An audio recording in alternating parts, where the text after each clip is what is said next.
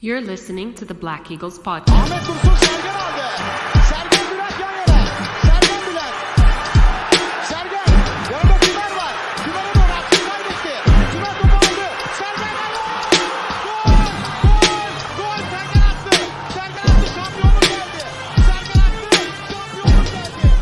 İbrahim'in pası, Zuma, şimdi Ahmet, ikinci gole gidiyor Beşiktaş, Ahmet,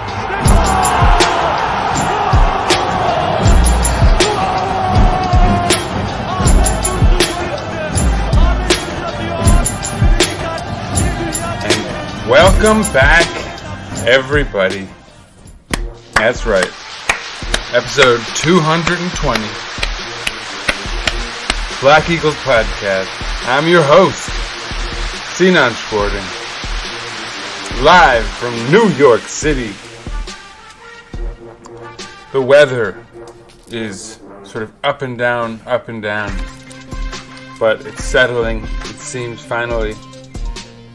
On something looking like spring. It's getting warmer. As always, we hope.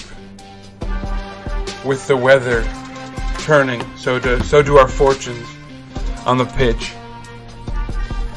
Beşiktaş with some huge matches incoming. We talked about this last week. Going into this one, we had Kayseri, right? In the cup, which was pretty big for us. We wanted to go to Europa League at least, in case we can't get second place, right? And then we had Başakşehir, who were in third place ahead of us. We want to pass them, right? Next up, Galatasaray on the road. Then Hatayspor, Trabzonspor, Alanya. So just big game after big game. And so first up, Kayseri, we lost. Right, we're not going to dwell on it. It is what it is. So we hoped for a huge result, hosting Başakşehir in Istanbul at the Vodafone Park. I guess as such, let's begin proceedings. Operation is in effect as of right now. So, can't stress enough how big of a game this was. But so before we dig in, let's do the usual. Talk about a little bit of news as it came in.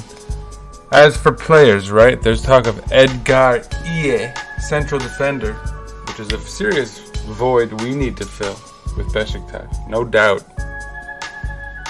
He was injured long term. Trabzon let him go, right, thinking they could just freeze his contract, bring someone else in, well, because, they're trying to mount a title run, but in the process, it's a bit disrespectful to the player, isn't it? Right? Like, you can think of how we have locked in 2 foreign slots to players who don't even play for us, right? I feel like you could, out of respect for a guy who's integral to your team, sort of keep that spot there for him. With the incentive too of him potentially getting healthy and coming in later on in the season. They didn't, right? They cut him. They cut ties with him essentially, and they said, "Oh, we'll definitely bring you back later." But the problem apparently is he might not agree to that. Edgar Ie has decided that he's been a bit slighted in that proceeding, and for good reason. Again, it's hard for him. It's hard to imagine why a player wouldn't be. But so yeah, again, for Beşiktaş fans, hopeful we might be able to get him. The possibility remains. Additionally, there's some talk of Talisca. Apparently when he was leaving the pitch for his side, he said something.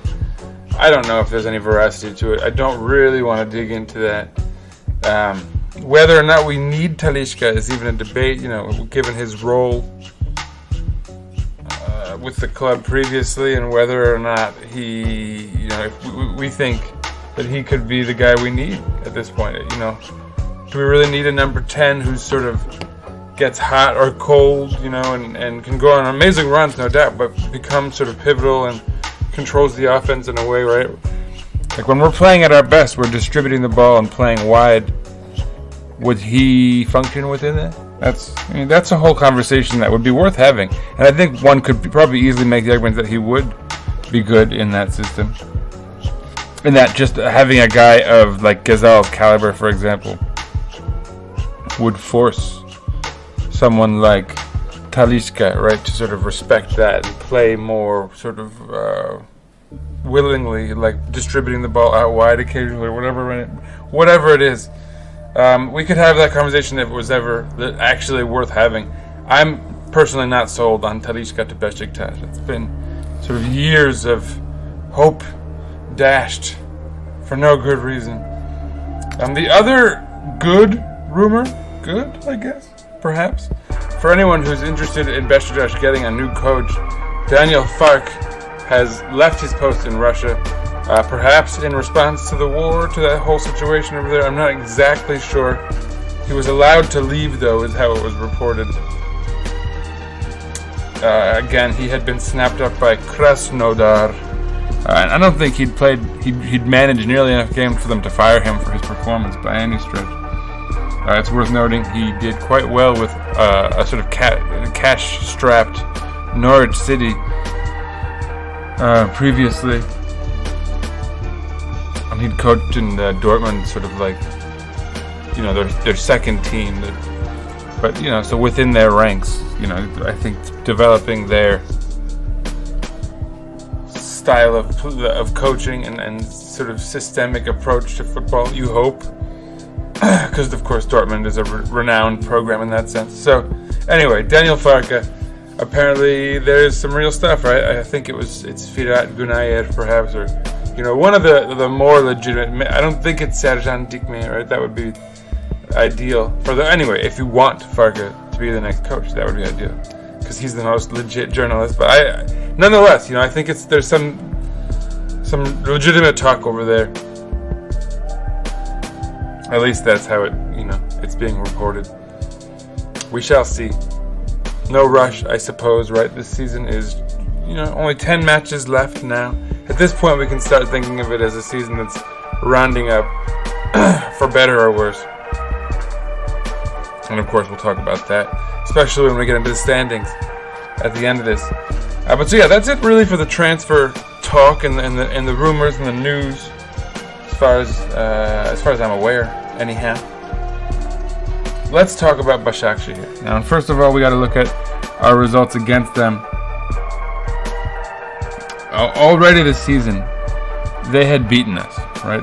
Başakşehir beat us 3-2 when they hosted us with Chuka Okaka scoring twice, and Gulbrandsen once late in the game. Alex Teixeira scored our first goal of the match. It was an equalizer, leveling the match at 1-1. The game went late. It wasn't until the 83rd minute that Okaka scored his second, and then they scored their third shortly thereafter. And Batshuayi scored on a penalty, like in extra time, but it was too little too late. So they had defeated us in the past, right? They have a history of with us this season, you could say. Although, with that said, for the most part, Beşiktaş does fairly well against Başakşehir. Although it's really almost 50-50. Beşiktaş has won 8 of their last, I suppose I should say, right? Of their last 26 matches, Beşiktaş has won 8, Başakşehir has won 7, and there have been 11 draws. So Beşiktaş has the upper hand to some extent, but Başakşehir has been problematic, to say the least. And the reason that's especially interesting is that going into this season, Beşiktaş had beaten them quite a few times in a row. 4 times. I'm not sure if that stat includes the friendly victory. If not, then it's still 3 in a row that Beşiktaş had won as far as competitive matches. They had, in fact, Beşiktaş had won 3-2 or 2-3 on the road. But 3 times in a row they had that scoreline. So you'd think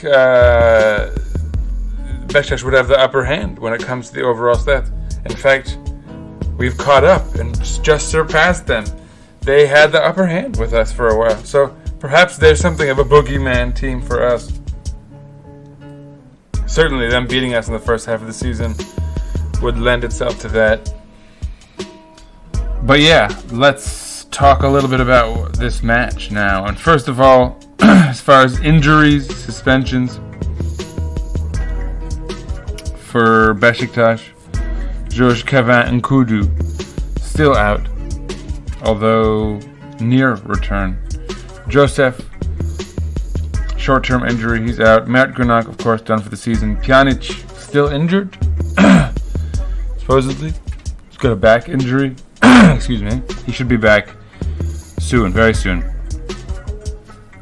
In fact, everyone here is reported as coming back in early March, and for the record, it is early March. Additionally, Ozan Özyakup out until early March with another back injury. For them, it's Mahmut Tekdemir, ligament injury until mid-March. And of course, Yusuf Ndiashimiye, 23-year-old Burundian, one of their more talented players, so that's a hit for them. He's out for a few weeks. So where does that leave Beşiktaş? Where does that leave, what was on the pitch for both sides out there, right? For Beşiktaş, of course, it's Ersin Destanoğlu in goal. Interestingly, Serdar Satçı would enter, and Wellington would be his partner on the back line. Serdar replacing Montero, who I think was being blamed for the outing in the cup, which I didn't cover. My apologies, but excuse me. Just a bit of a bummer, frankly, that result. And I had just done 2 quick episodes back to back, so I felt like there was already plenty of content for you folks. And just definitely not the result we wanted. But so anyway, Montero, I think, was being scapegoated for that by putting Serdar Satçı in, but at least he went with youth rather than, Necip or whatever. Valentin Jose was on the right side with Umut Meraş, who has, he's been consistently pretty good for Beşiktaş. I don't think anyone could argue otherwise. Up ahead of them in the midfield, Atiba Hutchinson and Can Bozdoğan, which is an interesting move. Ahead of them, Alex Teixeira with on the wings, Rashid Ghazal on the right side, and Kenan Karaman on the left, with Guven Yalçın up front. Of course, Kenan and Guven can alternate. Guven can play in that left wing role too, as we're all aware of. So, a few surprises perhaps, but again, you like to see, look, Ersin Destanoğlu, Serdar Satçı, Can Bozdoğan, Guven Yalçın. Right? That's 4 young players right there. So, it's a huge match, and he's going with youth. So, you can question it perhaps if you doubt their ability, but you can certainly also see the positives in it. I think we've all hoped that at the very least we could sort of see what some of these kids are worth and what we have in them talent-wise before going into next season. I'm sure, if Daniel Farke was watching, for example, he's happy to have been able to see it. For our opponents, 33-year-old Volkan Babacan in goal. Guarding that goal would be 18-year-old Turk Ravil Tagir and 25-year-old Brazilian Leo Duarte. I think he said Leonardo on his jersey. Right back, Junior Caixara, 32-year-old Brazilian. Left back, of course, Hassan Ali Kalderim, 32-year-old Turk. In the back of their midfield, Tolga Cigerci, the 29-year-old Turk. And up ahead of him, Berkay Uzcan, their number 10, 24-year-old. And next to him, Serbian 30-year-old Daniel Aleksic. On their wings, Serdar Gürler, 30-year-old Turk, who many will recognize. And opposite him, another name many will recognize, who's a returnee to the Super League, 27-year-old Egyptian Trezeguet. Alright, and up top, of course, Stefano Okakachuka, 32-year-old Italian striker, who has made, like I mentioned, 2 goals in the first match against us. He's made a habit of being a pain in our butts. So, naturally, we're going to face him. Let's talk about it, right? Let's dig in.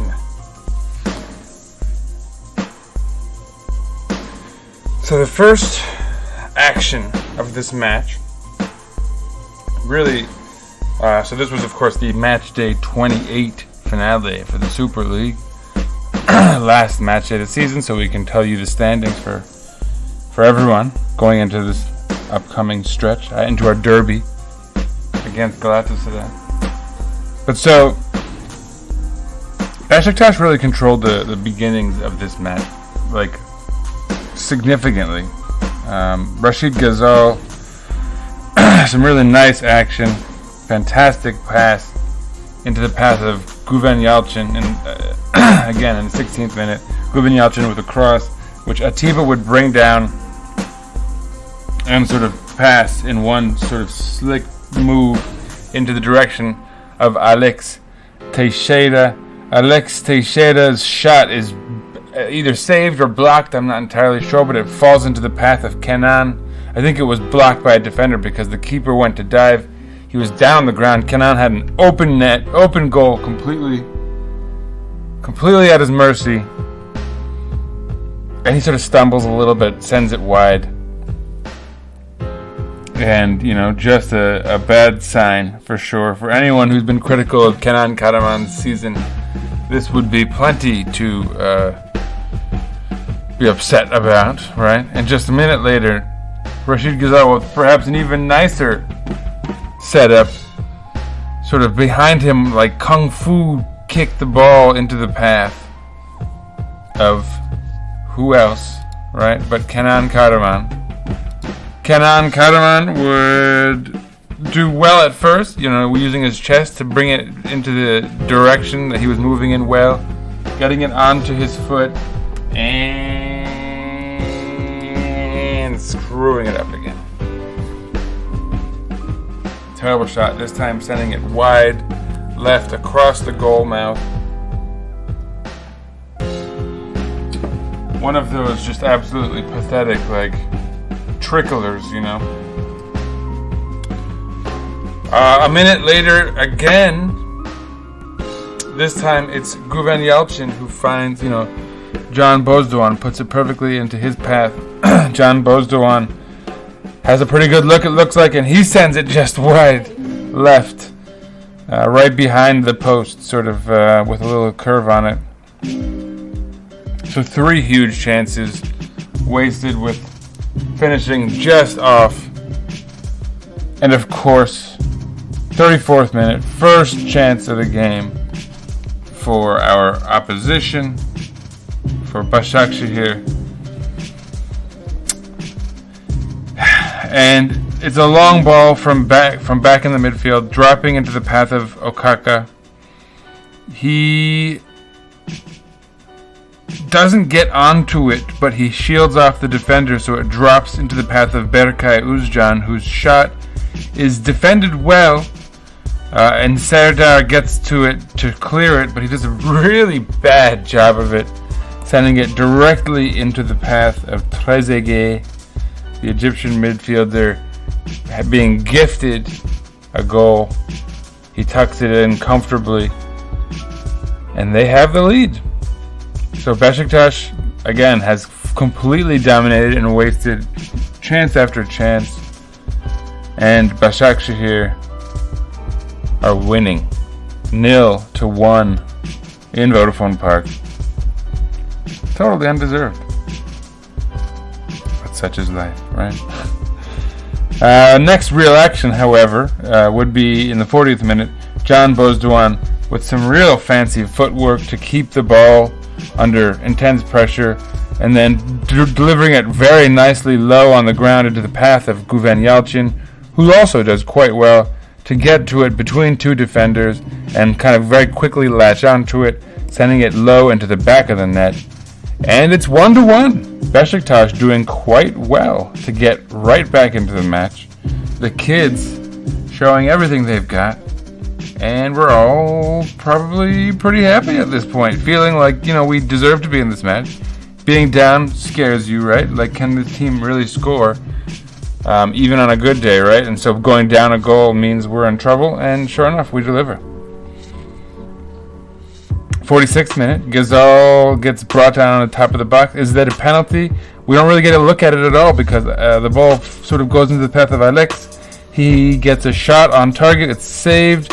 A second shot on the rebound, which is then also saved a little bit more easily, honestly, the second time around.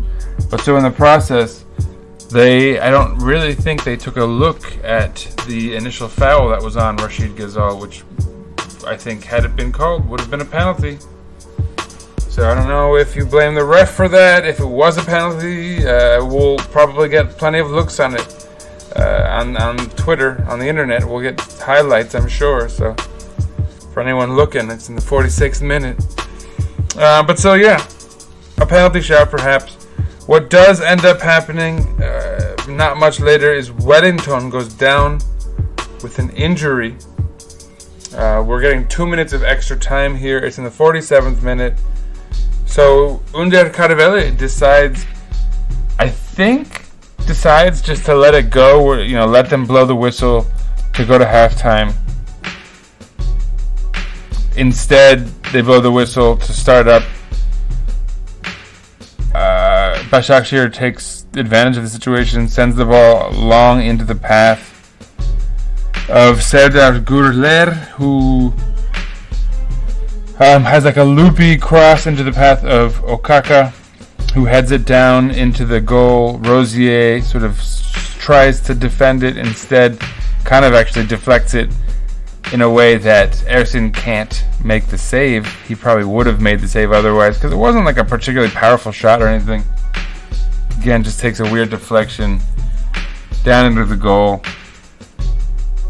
And this feels dirty, right? Like, Necip is coming on for Wellington, who's injured. And I can't tell, like, does Under Carvelle decide, no, we don't need to make the sub because there's not really enough time for anything to happen? Is that an assurance that's been given to him? Like, how does this occur? How do we go down a man and then get beaten by a long ball into the back so that our back line gets tested in a way that, it breaks in that one instance? I mean, again, to be fair, we're down a man in that key position. I don't know how it's allowed. I don't know if the ref blew the whistle too fast to let play go on and didn't give us the chance to make the sub. I don't know exactly what it is that's going on. It does look like Emre Belözoğlu, their coach, planned this play. He took note of the situation because he had this cheeky little, like he was like laughing with some of his players, like, I told you that's what we should do. And so, whatever. It worked apparently, and they had the lead going into the half. One of the most undeserved leads of the season, and there have been a few of those, especially of late, where we've actually kind of played well, but still, it hasn't always shown on the scoreline. This was one of the worst examples of that. We should have had 4 goals, and instead we're losing 1-2. So, yeah, absolute disaster, no doubt about it. The Guven goal with the Can Bozdoğan assist, which should be cheering us, is just, a forgotten moment at this point. We're losing at the half. Necip comes on for Wellington in the second half, as you would expect. 51st minute, Serdar Gürler gets a 51st minute yellow card, repeating myself. And then it happens. Rachid Gazal, another little bit of magic, sort of jukes out and then gets past the defense, sending it in with a lovely cross into the path of Alex Teixeira, who on a sort of diving in volley, one-touch volley, trying to get it right onto the path of the goal from a tight angle, actually does fairly well, hits the post, and it goes right into the path of Kenan Karaman. So like I said, it is match day 28. And Kenan Karaman scores his first goal for Beşiktash. And it's 2-2. Deserved. Again, I think we can all agree it was very deserved. Alex Teixeira finally doesn't get any stats here, doesn't get the assist or anything like that, but again, influencing things positively. He's definitely contributing more. He's not the bust that we were all fearing, so that's good news. Obviously, that injury impacted him. It took him a long time to settle. This season is a bust because I think we clearly needed that sort of creativity and influence in attack, but better late than never. And so, yeah, he basically creates that goal alongside Rashid Ghazal. I mean, the two of them are, good players, you could say. Especially, of course, Rashid Ghazal. And so, yeah, there it is. We're level, as we should be. 60th minute is the next real sub. Alex Teixeira with a lovely ball into the path of Kenan Karaman, who somehow doesn't score. The keeper saves it, and then it bounces up in a weird loopy way and over the crossbar. Turns out Kenan was offsides by like an inch anyway, so it wouldn't have counted regardless. But still, perfect ball from Alex Teixeira. Kenan Karaman somehow taking a fantastic opportunity and making nothing of it in like more than one way. 63rd minute, Junior Kaisara, a yellow card. 65th minute, Nasser Shadli enters the match for Berkay Uzcan. 70th minute, Guven Yalchin gets himself a yellow card. 73rd minute, Tolga Cigerci, really nice ball, low, into space, finds Okaka on the ground. He runs onto it, sends in a pretty decent shot low. Ersin does fantastically to make the save. It's whistled, so it turns out Okaka was offside. Again, just barely, but yeah, had he not been, or had they missed it, Ersin stood tall nonetheless, or got down low rather, but great keeping from him there. Good to see that, because he's had, some less than ideal outings on occasion of late, so it's good to see him still there, showing up when you need him. Knowing that he can do that for you. And that would really be it. That would be the last of the really sort of notable highlights. There would be a number of sort of half chances, back and forth, honestly, till the final whistle. Michy Batshuayi would enter the game for Guven Yalchin. No glaring opportunities missed like in the cup game, which I didn't cover. But yeah, that was a thing. That's why he didn't play in this match. He was actually punished. Serdar Sachi would get himself a yellow card in the 79th minute. Trezeguet, a yellow card also in that same exchange. 82nd minute, Valentin Rosier, a yellow card. 82nd minute as well, Emir Ilkan comes on for Alex Teixeira. And again, it's one of those okay, you get it. You get Alex Teixeira coming off, right? Fatigue is starting to become a thing, as it always is for him. That's one sort of glaring weakness, obviously, in his game. But so to bring on Emirhan for him, this kid hasn't really performed particularly well of late. It's a lot of pressure, right? It's a big moment for us, these last 10 minutes of a huge match. But on the other hand, right, you kind of like the initiative. You want to see what the kid has, right? You want to. These are exactly those moments where you can really see what someone's made of. So I don't know. You can't be too critical of it. Pizzi comes on for Daniel Alexic in the 84th. Salih Uçan enters the match for Trezeguet. So they're bringing in their new transfers. Kyle Larin comes on for Can Bozdoğan, who might have been injured. I hope it wasn't serious. It looked like it was a light injury. I mean, he walked off the pitch fine. But so, but nothing doing from there, and the match would end 2-2. A draw, which is by all means a disappointing result. It's a home match against Başakşehir, right? Who we wanted to pass. I think when you look at the table, all week, you're thinking, okay, when we get these 3 points, we passed XYZ. And instead, we should have been saying if we get those 3 points, because we didn't. We only get the 1 point. We'll talk about how that impacts the standings. I will say we've gone down a notch, although we're still very much in everything, right? Still, everything's still alive, including second place. Although, things could have been better. But whatever. Let's talk stats. First of all, Beşiktaş had 56% of the ball, 16 shots to their 4. But only 4 on target to their 2. That's right.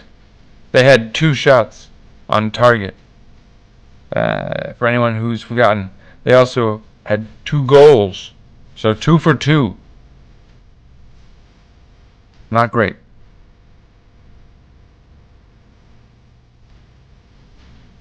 Not great.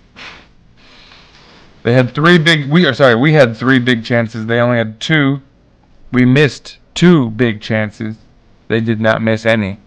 And that's clear, right? We completed 509 passes at an 88% rate, which is quite good. They completed 364 passes, significantly less, but at an 82% rate, which is fantastic as far as our opposition goes. They committed 15 fouls. We committed 10.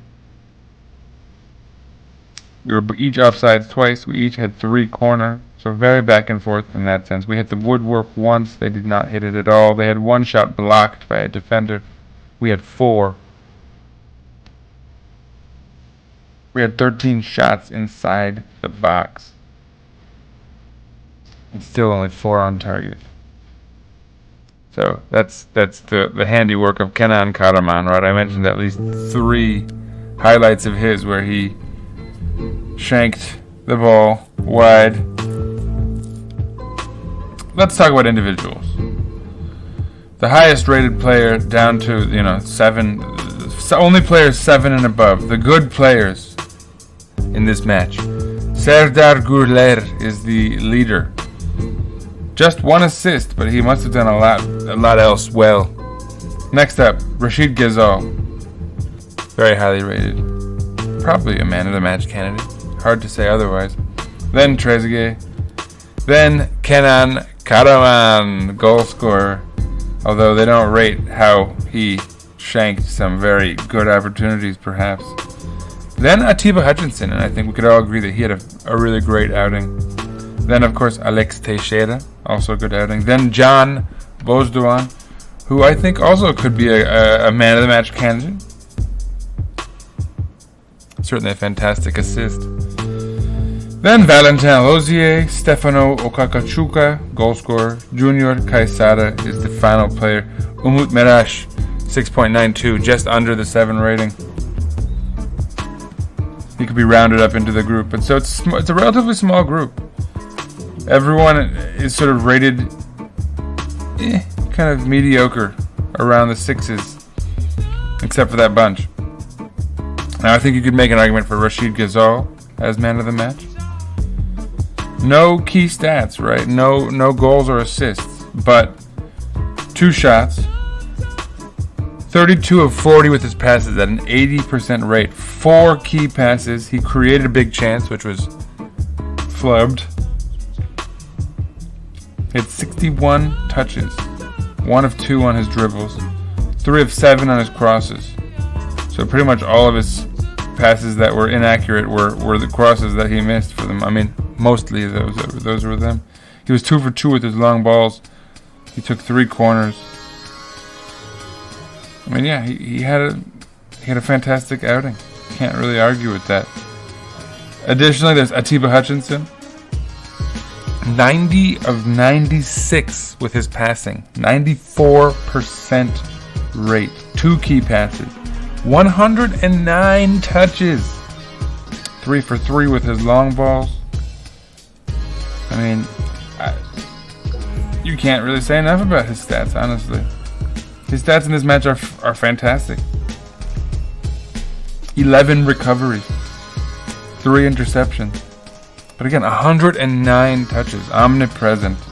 This man was everywhere. For me, he's the man of the match. Atiba Hutchinson, a man who, at 39 years old is a Benjamin Button of sorts. But yeah, absolutely man of the match for me. I just, sometimes you forget that he's as old as he is. He could be a coach. There are younger coaches in the league. But so yeah, that's my man of the match. It's not a terrible result, obviously, when you look at the quality of the two teams and where Başakşehir is in the standings versus where we are. It could have gone worse just because we wasted as many chances as we did. And they could have hit us on the counter once more, right? Could have been 3 for 3 instead of 2 for 2. So, whatever. It's a draw against a tough opponent. Not ideal, but not the worst result. Now, we'll talk a little bit about why. Trabzonspor drew 1-1 against Fenerbahce. So they remain on top, but with 67 points. In second place, Konyaspor with a big win, 2-0 against Galatasaray. So silver linings abound, right? We can all imagine why that might not be so bad. There are worse things. Although, again, we want to catch them now. We want second place. In fact, now we need it. We're out of the cup, so it's imperative, in fact. Unless we're going to content ourselves with the Conference League. In third place, Başakşehir, our opponents in this match. We're still 2 points behind them. They're still in third place, however, with 47 points. Tied with Fener, who also have 47, but they have the advantage on goal differential. Then Alanyaspor with 46 points, and then Adana Demir with 45 points, and us with 45 points. So we've dropped into 7th, but we're still 7 points shy of second place, just 7 points, not the end of the world. And we're also still just 2 points shy of third, who are still Başakşehir. So nothing's actually changed much. Hatayspor is right behind us now, 2 points shy of us with 43 points.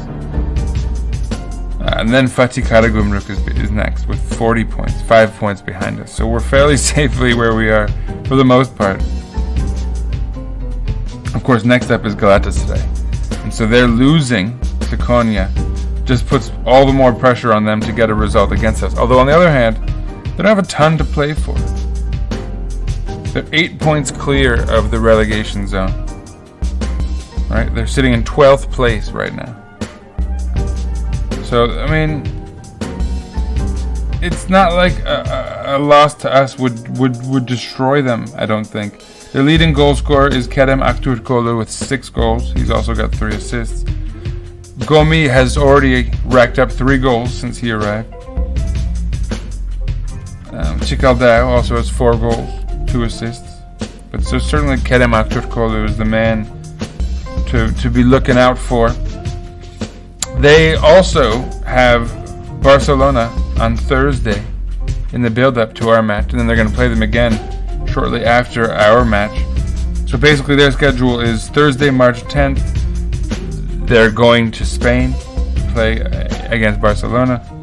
Then they come home to play against us on Monday, March 14th. And then 3 days later, Thursday, March 17th, they're hosting Barcelona. So if they can even keep it relatively close on Thursday, which is a big if, to be honest.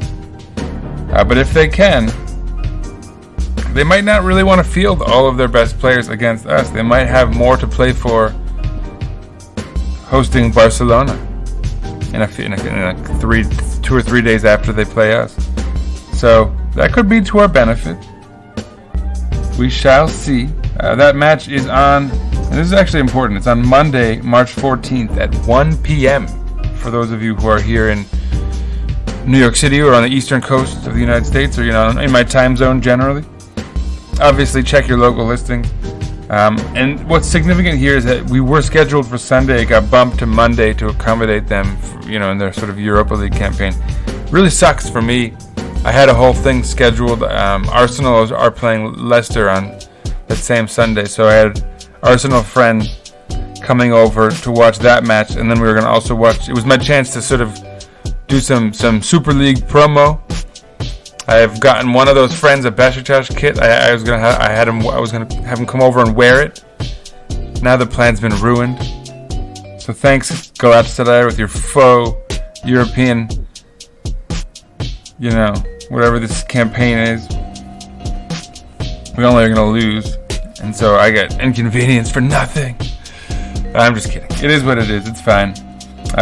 Honestly, good luck. We need the coefficient points, so do the best you can. In fact, don't worry at all about that match that are between those two Barcelona matches, right? Doesn't matter. You don't care. 12th place, right?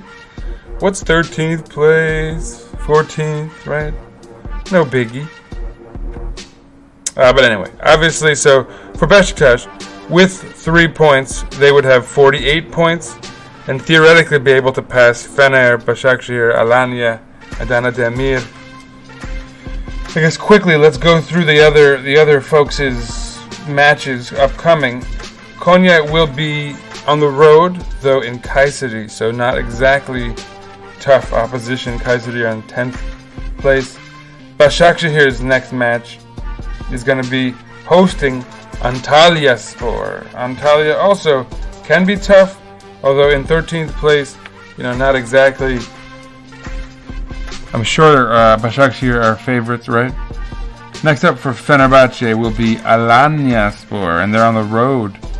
So that's not bad. That could go our way. Alanya obviously are tough, although it's worth noting that Alanya are also above us. That's the next team above us.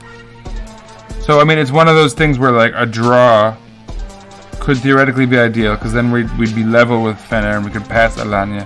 Although, I think we're always going to support our rival losing. Especially because, I think they're the easier side to catch, too, right? And then, the other team ahead of us is Adana Demirspor, who will be hosting Sivas. Sivas is always tough opposition, although they're in 14th this year. Not a great year for them. Still, always tough, no doubt about it. Obviously for us, the big news is we're going to be on the road against Galatasaray in our huge derby match Monday, March 14th, 1 p.m. Eastern Standard Time. Check your local listings. And that's it. We're done. That's all I got for you folks. We will be back soon, as always, after that match for sure. Maybe I'll get a special guest since it's a big one, right? A derby. Obviously, it's depending on how things go. Sometimes people don't really like reliving negative results. And given how things have gone for us of late, I don't know what we can expect. It could really go either way. But anyway, that's enough. Follow us on Twitter at Eagles_podcast. Follow us on Instagram, Black Eagles Podcast, one word. Follow myself at Sir_writes_a_lot. And as always, let's go Beşiktaş! Second place, still within reach. We can do it, folks. Peace out.